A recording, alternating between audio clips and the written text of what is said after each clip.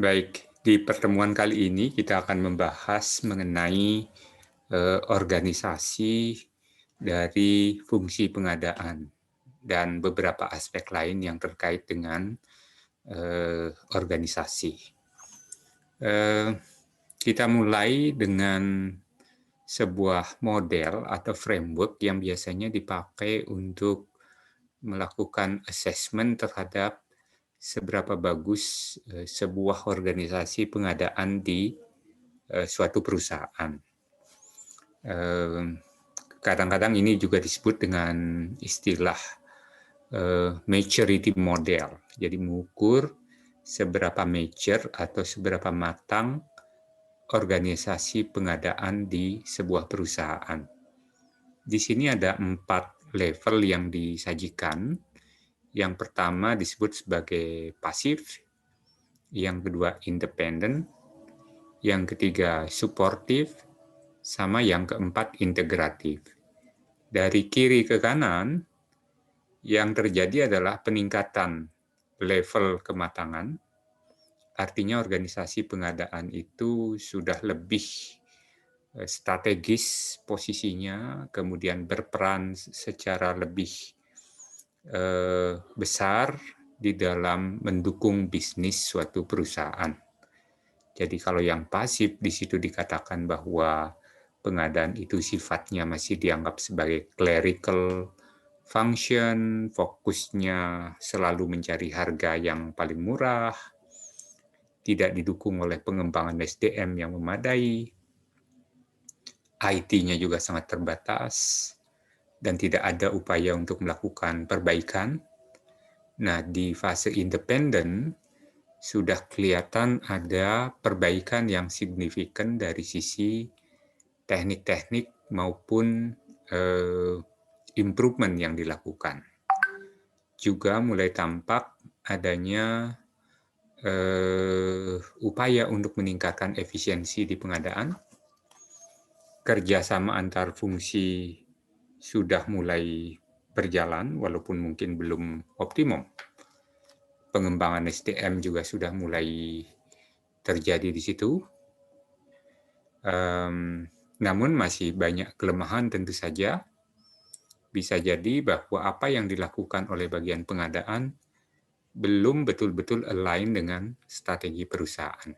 Itu independen, makanya disebut independen. Selanjutnya, yang ketiga namanya supportive, jadi artinya bagian pengadaan ini sudah mendukung strategi dari perusahaan. Jadi sudah berperan penting di dalam mendukung apa yang menjadi competitive strategi dari perusahaan. Termasuk di sini yang cukup penting adalah bahwa supplier dianggap sebagai aset strategis. Dan secara continuous perusahaan itu melakukan evaluasi terhadap kemampuan para pemasok dan juga mengevaluasi supply base-nya. Ya, jadi para pemasok yang terlibat di dalam bisnisnya perusahaan. Yang keempat adalah tentu saja yang paling tinggi, yang tentunya diharapkan adalah perannya tidak sekedar suportif, tetapi sudah integratif. Nah, apa bedanya antara suportif dengan integratif? Kalau suportif sudah ada alignment, sudah ada kesesuaian. Tapi kalau integratif di sini, bahwa strategi dari bagian pengadaan itu sudah merupakan bagian yang tidak terpisahkan dari bisnis strateginya suatu perusahaan. Sehingga ini akan didukung oleh tim lintas fungsi, bahkan bagian pengadaan juga terlibat di dalam menentukan corporate strategy. Nah, ini adalah maturity model dari fungsi pengadaan di dalam sebuah perusahaan. Sebelum kita masuk ke struktur organisasi atau aspek-aspek organisasi, kita lihat terlebih dahulu apa saja tugas-tugas yang dikerjakan oleh bagian pembelian atau bagian pengadaan atau purchasing atau supply management. Ada beberapa di sini. Yang pertama adalah yang dasar, artinya memang dimanapun kita melihat bagian pengadaan, mestinya ada aspek ini yang dimiliki, yaitu bagian pengadaan harus memelihara data dan informasi dasar mengenai harga barang yang dibeli, histori dari part atau material, tingkat penggunaan, performa dari vendor, katalog. Nah, itu biasanya hampir setiap perusahaan mesti punya, ya. Yang kedua, ini yang jauh lebih tinggi daripada yang pertama, karena yang kedua ini sudah bicara masalah riset, analisis, dan studi. Jadi, bagian pengadaan itu mesti memiliki orang yang bisa melakukan tugas-tugas ini. Jadi, melakukan misalnya trend analisis dari harga suatu komoditas. Katakanlah, tren harga baja dunia seperti apa? Tren harga plastik seperti apa? Ya, barang-barang chemical, supply dan demand-nya, trennya seperti apa? Nah, itu dibutuhkan analisis untuk dijadikan dasar oleh perusahaan nanti di dalam mengambil keputusan pembelian. Selanjutnya adalah tugas-tugas operasional yang terkait dengan pembelian, mulai dari mengundang calon-calon vendor yang potensial, sampai nanti memilih, sampai memonitor kinerjanya. Dan juga terkait dengan tugas-tugas pendukung seperti inventory management. Walaupun mungkin di banyak perusahaan ini dilakukan oleh bagian terpisah, tapi mestinya bagian pengadaan juga memiliki setidaknya update informasi atau informasi yang update mengenai inventory. Dan yang terakhir, sebagai bagian di dalam organisasi, tentu juga harus menyelenggarakan kegiatan-kegiatan yang sifatnya manajerial seperti menyiapkan untuk kegiatan audit, ya, mengupdate manual, mengevaluasi performa dari bagian sendiri, melakukan training, job enrichment terhadap para pegawai di bagian pengadaan, termasuk melakukan program-program untuk cost reduction atau cost improvement. Itu adalah umumnya tugas-tugas yang dilakukan oleh bagian pengadaan. Nah, berikutnya, bagaimana rancangan organisasi dari procurement atau supply ini? Ada beberapa hal yang perlu Anda ketahui di sini. Yang pertama adalah bahwa struktur organisasi yang berbeda itu memiliki plus minus sendiri-sendiri, sehingga setiap perusahaan mungkin akan memilih struktur organisasi yang cocok atau yang berbeda tentunya, karena yang cocok di satu tempat mungkin tidak akan cocok di tempat yang lain. Tetapi kalau kita lihat kecenderungan yang terjadi, secara tradisional kebanyakan perusahaan atau organisasi merancang fungsi pengadaan ini sebagai fungsi yang terdesentralisasi. Artinya, proses pengadaan barang maupun jasa bisa dilakukan oleh unit-unit secara sendiri-sendiri. Itu yang terjadi secara tradisional. Tetapi semakin hari, semakin banyak organisasi yang meninggalkan model desentralisasi menuju ke model sentralisasi atau model gabungan atau model hybrid, ya, sentralisasi atau model hybrid. Tentu ada plus minusnya. Desentralisasi, karena setiap unit itu bisa melakukan pengadaan sendiri-sendiri, keuntungannya adalah dari sisi kecepatan, ya, jadi lebih responsif, tetapi biasanya kurang efisien. Sedangkan sentralisasi sebaliknya, karena kita menyatukan pembelian itu ke satu unit secara terpusat, maka kita bicara volume yang besar. Kalau kita punya volume yang besar, maka bargaining power kita akan bagus. Kemudian ujung-ujungnya kita mungkin akan dapat diskon. Ya, kita dapat potongan harga atau diskon, dan jumlah transaksi pengadaannya juga akan berkurang. Nah, jadi ada perbedaan yang cukup signifikan antara model desentralisasi dengan model sentralisasi.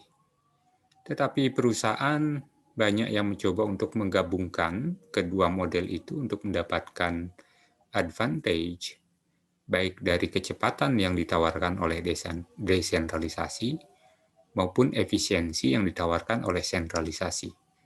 Maka terbentuklah apa yang kita sering sebut sebagai model hybrid atau gabungan, jadi hybrid structure. Nah, di samping itu, pada saat kita merancang organisasi pembelian atau pengadaan, ada beberapa prinsip yang perlu kita pahami untuk bisa nanti diakomodasikan di dalam rancangan organisasi tersebut. Yang pertama, diharapkan suatu organisasi pengadaan bisa memfasilitasi pelaksanaan pekerjaan secara lintas fungsi. Karena memang tugas atau proses yang terjadi di dalam pengadaan atau proses pengadaan barang maupun jasa adalah proses yang lintas fungsi. Tidak bisa dilakukan hanya oleh Departemen Pengadaan. Dan seperti tadi saya katakan, peran dari fungsi pengadaan ini semakin strategis. Di banyak organisasi, itu diwujudkan di dalam perubahan posisi dari orang-orang pengadaan di dalam struktur organisasi. Maka struktur organisasi mestinya dirancang untuk itu. Jadi memberikan peran yang lebih penting bagi bagian pengadaan. Kemudian, bagi organisasi yang punya unit-unit, maka perlu diperhatikan pembagian kewenangan antara pusat dan unit.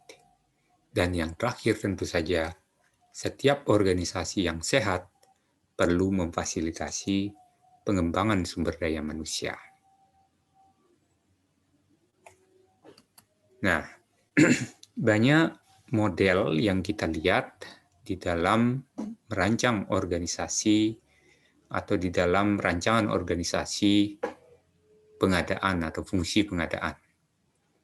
Ada tentu saja kita melihat organisasi yang dirancang berdasarkan kategori dari produk atau jasa yang dibeli. Misalnya di sini, kalau Anda lihat, barang atau jasa yang dibeli dikategorikan menjadi 4. Yang pertama adalah kategori produk, seperti bahan baku, komponen, sub-assembly, MRO, yaitu barang-barang untuk maintenance, repair operation, peralatan kantor, termasuk alat tulis, dan lain-lain. Itu kategori 1. Kategori 2 adalah yang termasuk kategori project. Misalnya untuk jasa konstruksi. Atau untuk pembelian barang-barang yang kompleks dan besar, seperti boiler, atau peralatan untuk power plant, atau yang lain-lain yang nanti akan di-treat sebagai suatu project. Yang ketiga misalnya adalah barang-barang untuk kebutuhan promosi atau marketing. Yang terakhir adalah yang termasuk kategori jasa. Apakah itu audit, konsultan, jasa cleaning, atau jasa repair, pembersihan AC, dan lain sebagainya. Ini salah satu contoh di mana kita mengklasifikasikan barang atau jasa sedemikian rupa sesuai dengan kemiripan, sesuai dengan karakter tertentu yang dimiliki, Dan bisa jadi organisasi pengadaan nantinya disusun sesuai dengan jenis barang atau jasa yang akan dibeli. Nah, oleh karena itu memang di dalam merancang organisasi, seperti yang saya katakan tadi, kita bisa memperhatikan antara lain kemiripan produk yang kita produksi, yang tentunya akan mempengaruhi material atau jasa-jasa yang perlu kita beli. Kemudian lokasi geografi masing-masing unit atau divisi. Kalau unit-unit kita tersebar di banyak lokasi, katakanlah seperti di Indonesia itu kita misalnya punya kantor-kantor cabang di daerah-daerah, maka pertimbangan organisasi pengadaan mesti didasarkan juga atas spread dari kantor-kantor ini secara geografi. Karena semakin jauh sebarannya, maka kecenderungan untuk melakukan sentralisasi akan lebih challenging, akan lebih sulit untuk dieksekusi, karena artinya banyak barang-barang yang akan membuat proses itu terlalu lama kalau diadakan secara terpusat. Karena nanti harus mengkoordinasikan dengan unit-unit yang tersebar di banyak lokasi.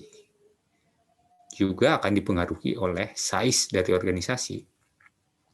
Organisasi yang sudah sangat besar mungkin perlu dipertimbangkan untuk mendesentralisasi sebagian proses pengadaan. Tapi kalau organisasinya relatif kecil, barangkali kecenderungannya lebih kepada sentralisasi.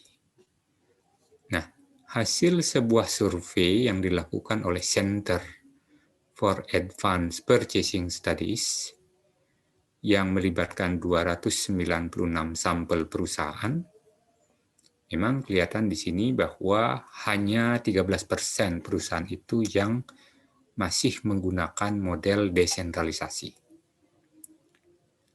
28%, jadi lebih dari 2 kali lipatnya, menggunakan model murni sentralisasi. Tapi mayoritas, jadi hampir 60%, menggunakan model gabungan antara sentralisasi dan desentralisasi. Nah, ini barangkali yang memang lebih cocok karena tentu ada barang atau jasa tertentu yang memang perlu kita sentralisasi, ada yang cukup dibeli secara desentralisasi, yang tentu seperti tadi masing-masing punya plus dan minus sendiri-sendiri. Nah, kalau kita lihat, tadi saya kira sebenarnya sudah saya singgung di depan bahwa keuntungan dari sentralisasi adalah dari sisi efisiensi. Buying power, volume yang besar, jadi volume besar menciptakan buying power dan skala ekonomi, menghindari duplikasi pekerjaan, sehingga ini akan membuat kita bisa mendapatkan harga yang lebih murah, mengurangi transaksi pembelian, dan juga akan menciptakan hubungan yang lebih efektif dengan supplier, karena tentu saja kalau suppliernya lebih sedikit tapi kita belinya dengan nilai yang besar-besar, tentu kita akan menjadi lebih penting di mata supplier, dan menciptakan hubungan yang efektif di dalam situasi seperti itu tentu akan lebih mudah dibandingkan dengan kalau kita membeli ke banyak supplier dengan nilai yang kecil-kecil. Kira-kira begitu. Tentu di samping itu juga ada keuntungan dari sisi penyeragaman polisi, prosedur, dan lain-lain. Ada sebuah istilah lain yang digunakan sebagai alternatif dari hybrid model, yaitu apa yang di sini disebut sebagai center-led model, jadi center-led organization, di mana center-led ini adalah gabungan antara sentralisasi dan desentralisasi. Ya, jadi sentralisasi tetap dilakukan ya untuk menciptakan kesamaan policy, kesamaan prosedur dan lain-lain, Sedangkan desentralisasi itu lebih kepada eksekusinya, terutama untuk barang-barang yang mungkin lebih cocok dibeli secara desentralisasi. Nah, ini salah satu contoh organisasi yang menggunakan model center-led adalah Nokia. Ya, Nokia melakukan spending sekitar 34 miliar euro per tahun. Sejak tahun 2000 mereka sudah melakukan transformasi di mana sebelumnya Nokia memiliki model yang sangat desentralisasi. Sehingga untuk menciptakan organisasi yang lebih efisien, mereka melakukan sentralisasi. Dengan sentralisasi itu diharapkan Nokia bisa menghemat sampai 300 juta euro per tahun tentunya. Ya, itu salah satu contohnya. Model lain yang juga bernuansa sentralisasi atau bernuansa penekanan pada efisiensi adalah apa yang dinamakan dengan share services. Nah, di sini apa yang dikatakan sebagai share services adalah upaya untuk mereduce waste, jadi pemborosan, duplikasi, dan lain-lain, dan meningkatkan efisiensi melalui reorganisasi sumber daya maupun investasi antar unit bisnis. Artinya, ini tadinya mungkin pembelian dilakukan oleh setiap unit bisnis. Training dilakukan secara sendiri-sendiri. Ya, rekrutmen juga bisa dilakukan secara sendiri-sendiri. Nah, ini sekarang disatukan. Satu pintu, jadi ada satu bagian melayani semuanya. Ya, misalnya training itu dipusatkan. Jadi siapapun yang butuh training itu dikonsolidasi di bagian training. Karena mungkin ada kebutuhan training yang sama. Misalnya karyawan di unit 1 butuh training untuk peningkatan bahasa Inggris, di unit 2 juga butuh, di unit 3 juga butuh. Jadi ketimbang mereka mengadakan sendiri-sendiri jasa untuk training, nah ini dikonsolidasi. Sehingga jasa training ini menjadi sebuah share services. Ya, jadi dikelola oleh unit yang melakukan share services. Jadi seperti itu. Ya.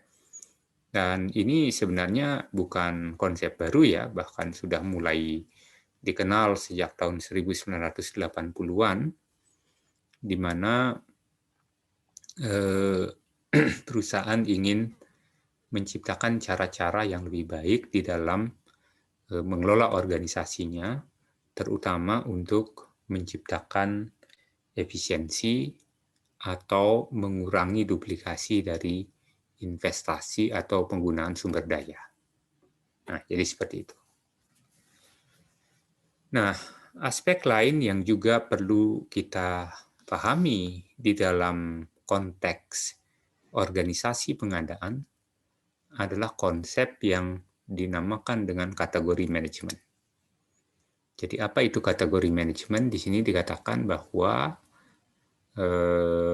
ini adalah sebuah pendekatan strategis di dalam pengadaan barang maupun jasa, di mana kita mengelompok-kelompokkan barang atau jasa yang kita beli. Seperti yang di depan tadi, ada kategori produk, project, jasa, sama apa satu lagi tadi. Ya, jadi kalau kita lihat ke depan, nah sama promotional atau marketing items. Ini contoh di mana kita melakukan kategorisasi. Ya, jadi kategorisasi. Tentu tidak hanya seperti itu. Sebuah perusahaan boleh membuat kategori sendiri-sendiri. Ya, misalnya bahan baku itu dikategorikan sendiri, spare part dikategorikan sendiri, jasa-jasa dikategorikan sendiri, ya. Bahkan dari jasa ini dibagi dua, mungkin jasa umum, jasa khusus, misalnya begitu. Bahan baku bahkan mungkin bisa dibagi, ada yang berbasis metal, ada yang berbasis non-metal. Nah, jadi disesuaikan dengan situasi dan kebutuhan dari perusahaan, ya. Nanti setiap kategori ini dikelola oleh manajer yang berbeda. Nah, manajer yang mengelola setiap kategori ini disebut sebagai kategori manajer. Jadi di sini dikatakan kategori manajer nanti akan memiliki spesialisasi untuk menghandle pengadaan barang atau jasa di kategori yang ditugaskan kepada dia. Misalnya seperti tadi saya katakan, khusus untuk pengadaan jasa logistik ya. Jadi kalau kita butuh jasa transport, jasa pergudangan, custom clearance, kemudian jasa reverse logistik. Nah, satu orang yang menangani sama timnya ya. Jadi kita berikan satu orang yang disebut sebagai kategori manajer yang khusus belanja jasa-jasa logistik ya.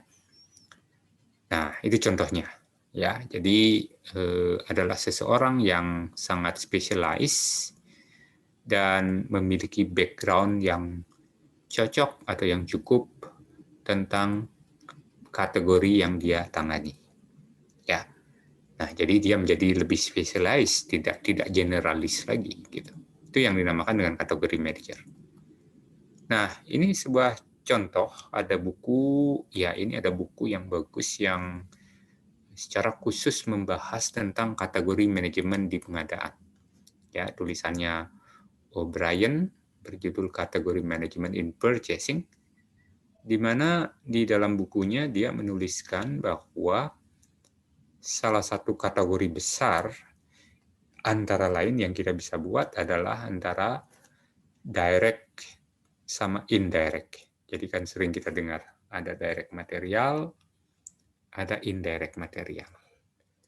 Nah, yang direct dibagi-bagi lagi, misalnya packaging, casting, plastic molding, bulk, chemical, pabrik, dan sebagainya. Yang indirect seperti utility, legal service, HR service, fleet, facility management, konsultan, kontrak labor, insurance, dan lain-lain.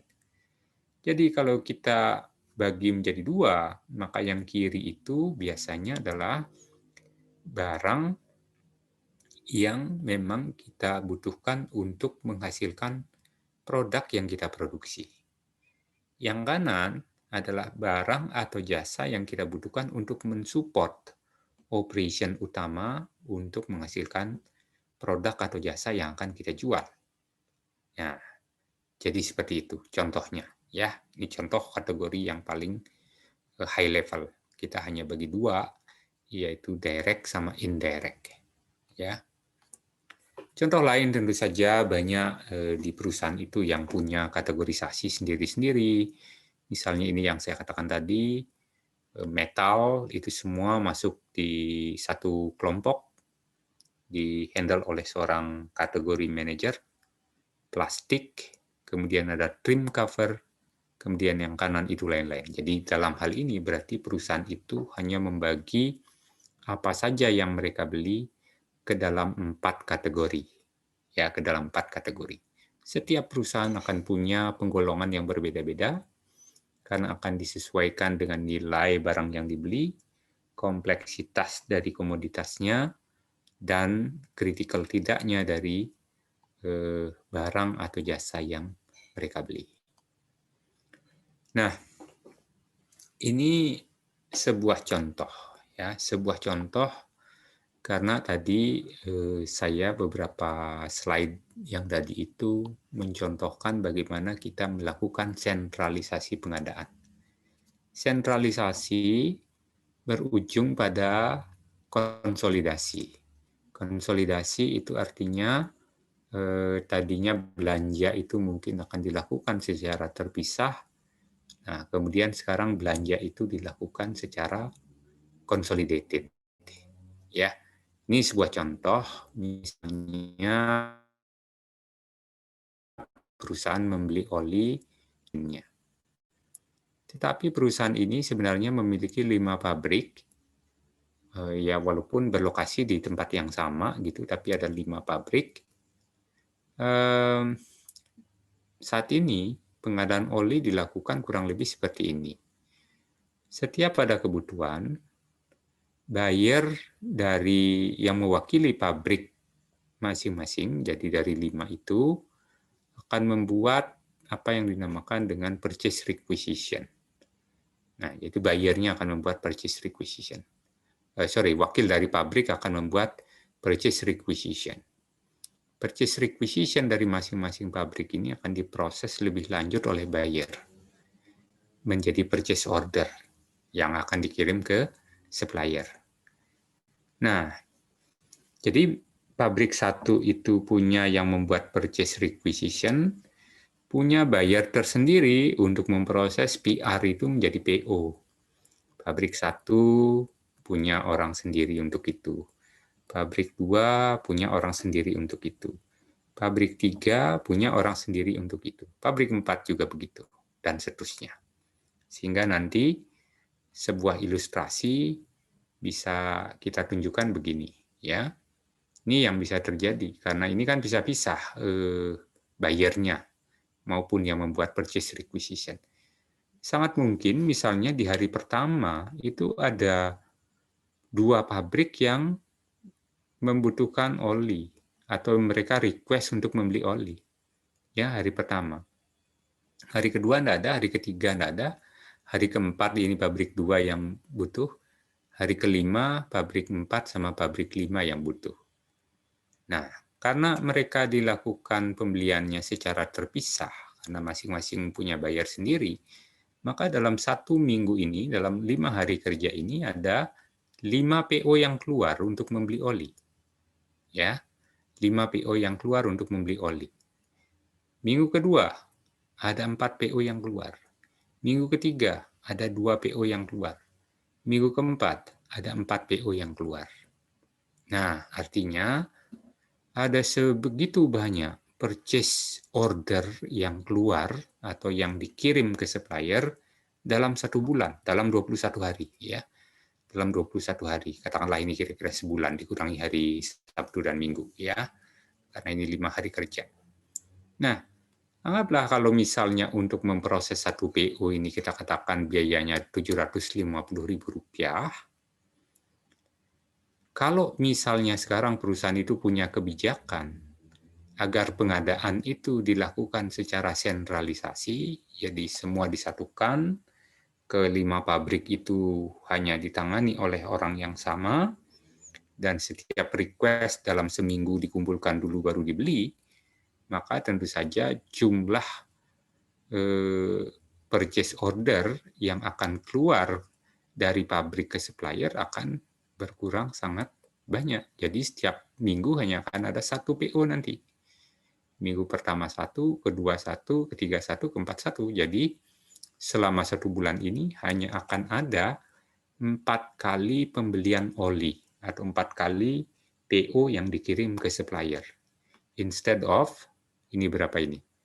5, 6, 7, 8, 9, 10, 11, 12, 13, 14, 15. Tadinya ada 15 dalam sebulan. Sekarang tinggal 4.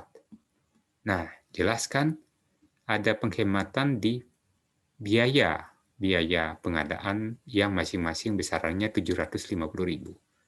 Dan tentu bukan hanya itu saja.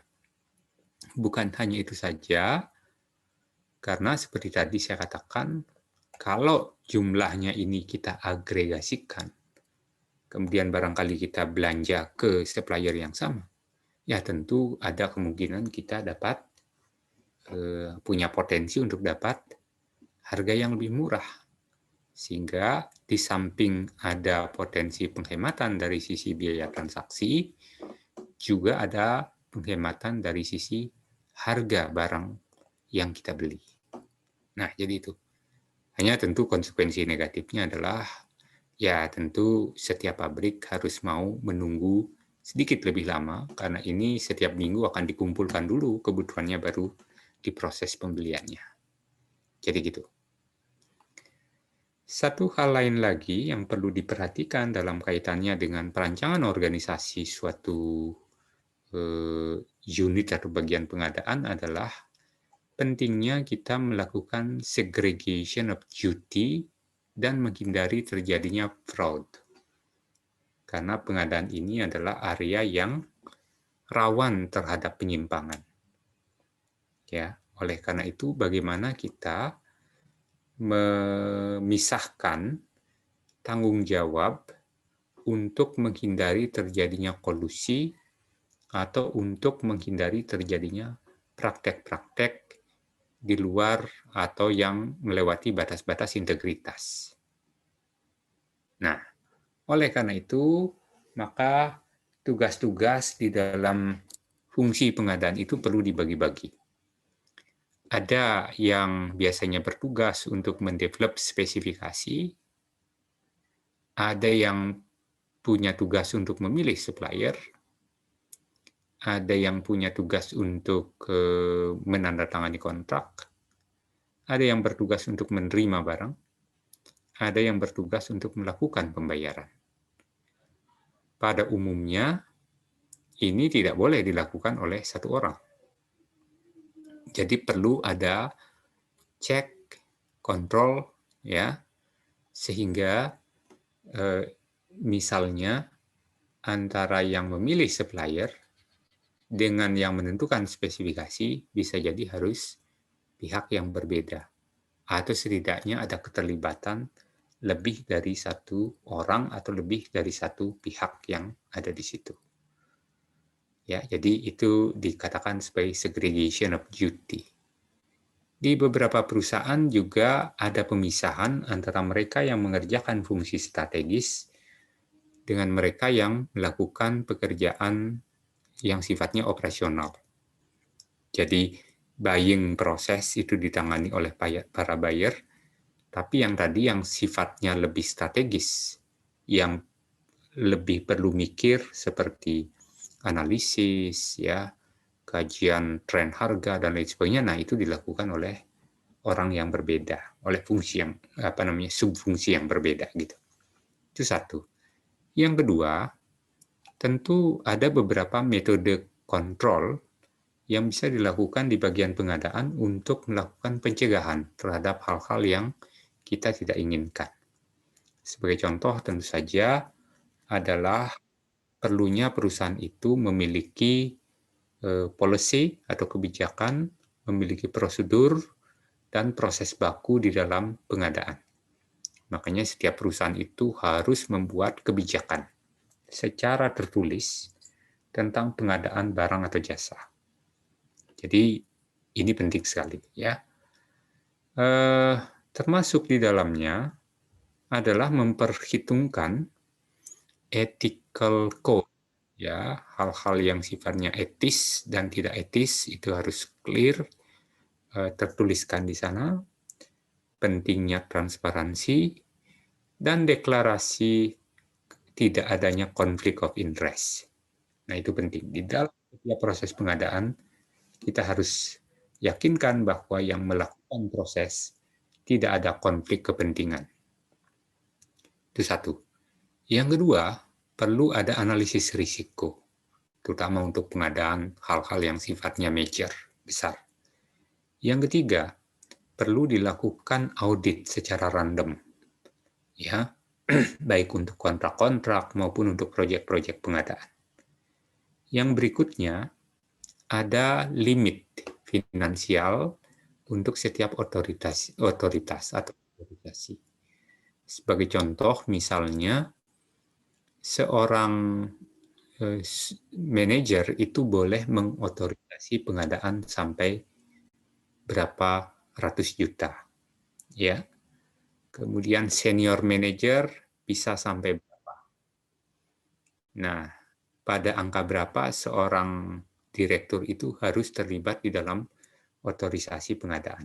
Nah, ini ada yang dinamakan dengan financial limit. Jadi supaya ada kontrol, terutama kalau pembelian yang nilainya besar-besar, itu harus multi-layer proses kontrolnya.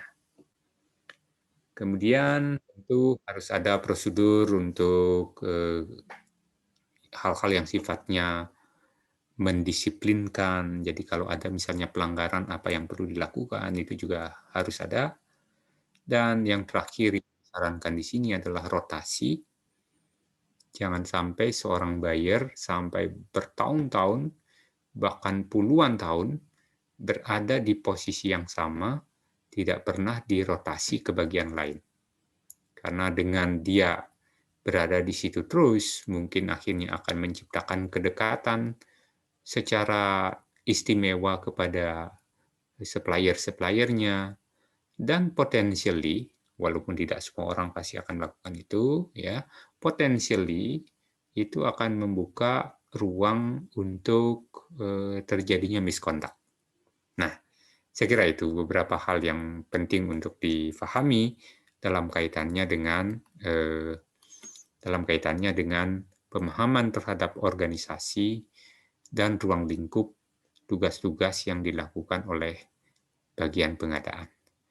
Saya kira itu sebagai lanjutan, Anda silakan baca studi kasus yang ada di My Classroom, kemudian nanti di pertemuan berikutnya kita akan melakukan diskusi terhadap case yang sudah saya bagikan.